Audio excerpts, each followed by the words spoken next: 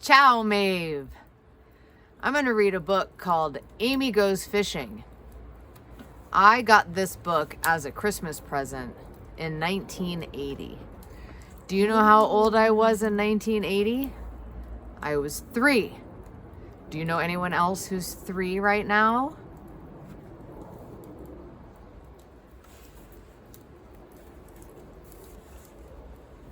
Amy Goes Fishing. Worms. It was Saturday morning. Amy and her family were having breakfast. Amy's brother Bill got up. "Bye," he said with a mouthful of pancakes. "I'm going to a baseball game." Then Amy's sister Meg got up. "Bye," she said. "My Girl Scout meeting starts at 10. Amy's mother pushed back her chair. "I have to work today," she said. "Goodbye, Amy. Goodbye, Dan. Don't forget the garbage." Amy wished she had a good place to go. Clang! She dropped her fork. "What was that?" her dad asked. He looked at all the empty chairs. "Everyone is gone, except you and me," he said. "What can we do?" Amy asked, sitting on his lap. "I know," her dad said. "Let's go catch old Chinny Whiskers." "Old who?" "Old Chinny Whiskers," said her dad. "The biggest, oldest catfish in Morgan Lake. I have been trying to catch him for years." Amy had never gone fishing before, but she remembered what Bill and Meg said about it. "Fishing is boring," they said. "You sit and sit and sit and never catch anything." Amy washed the dishes as her dad put sandwiches in a brown paper bag. "Ready?" he said. He put one bag in the car and threw the other in the garbage can. Then they took off. Near the lake, they pulled into a gas station. An old man was sitting outside. "Hi, Sam," said Amy's dad. "Can we rent a boat today?" "Yup," said Sam. "Can we have some worms?" "Yep," said Sam again. They went around back and started to dig. Pretty soon, Sam turned over a big clump of earth with worms in it. Amy looked at the worms. They were brown and dirty. She did not want to touch them, so she just watched. Her dad and Sam put them in a coffee can one by one. "What's the matter?" Sam asked Amy. "Don't tell me you're afraid of worms." "Not me," Amy said. She picked up a worm and dropped it into the can as fast as she could. "Good girl," her dad said. Amy wiped her fingers on her blue jeans. Waiting. Amy and her dad rowed out to the middle of the lake. Her dad put worms on both hooks and dropped them overboard. "When do we catch old Chinny Whiskers?" Amy asked. "We just have to wait," her dad said. They sat and waited. Suddenly, he pointed at something. "See that brown bump sticking out of the water?" "Yes," said Amy. She could tell he was getting ready to tell a story. "That's a muskrat house," he said. "It has a little room inside. Mr. and Mrs. Muskrat lived there with 6 teenage muskrats. The muskrats used to be babies, but now they are as big as their parents. The house is too small for 8 muskrats. They feel squished and mad in there. When old Chinny Whiskers swims by, he hears them fighting. 'Move over, you big muskrat,' he hears one say. 'Get out of my way, big muskrat face,' he hears another one say. Amy giggled. 'What is going to happen to them?' she asked. 'The grown-up muskrat babies will move out,' said her dad.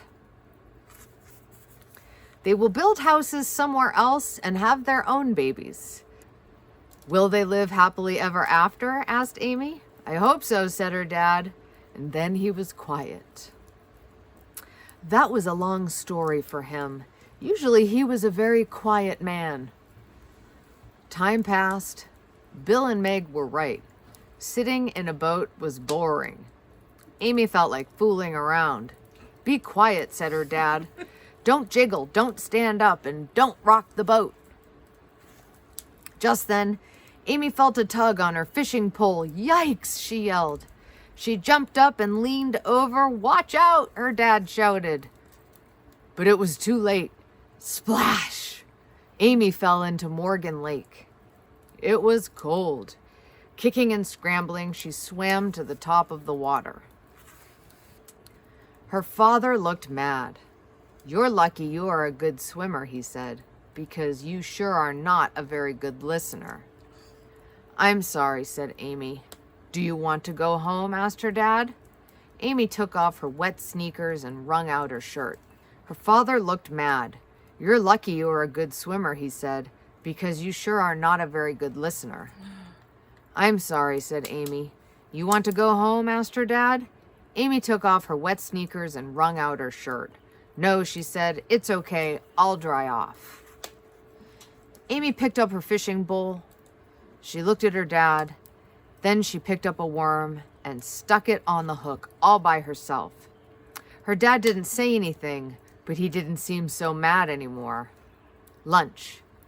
The sun was warm on Amy's back, and soon she dried off. "Hey," her dad said, "I finally got a bite." His pole dipped down to the water.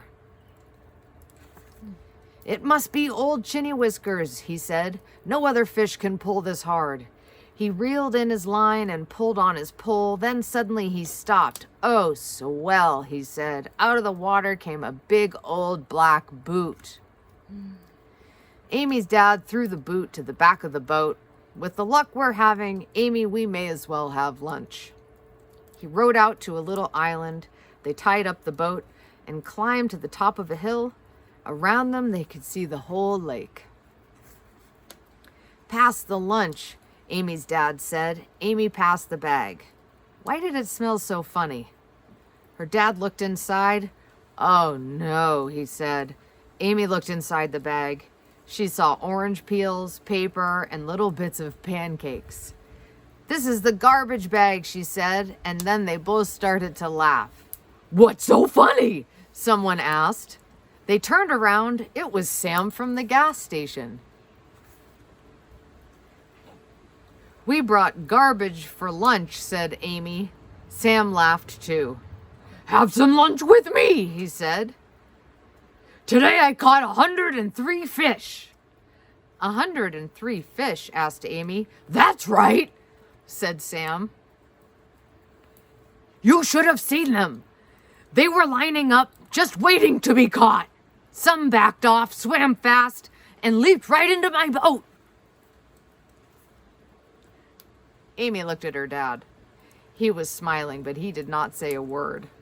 Amy did not know what to think. "Where are they now?" she asked. "I threw them back," said Sam. "All except 3. "I don't need more than that for lunch," he said. Then he winked. Amy peeked in his basket. Sure enough, there were 3 shiny fish. Sam took off his jacket and cleaned the fish. Amy's dad built a small fire.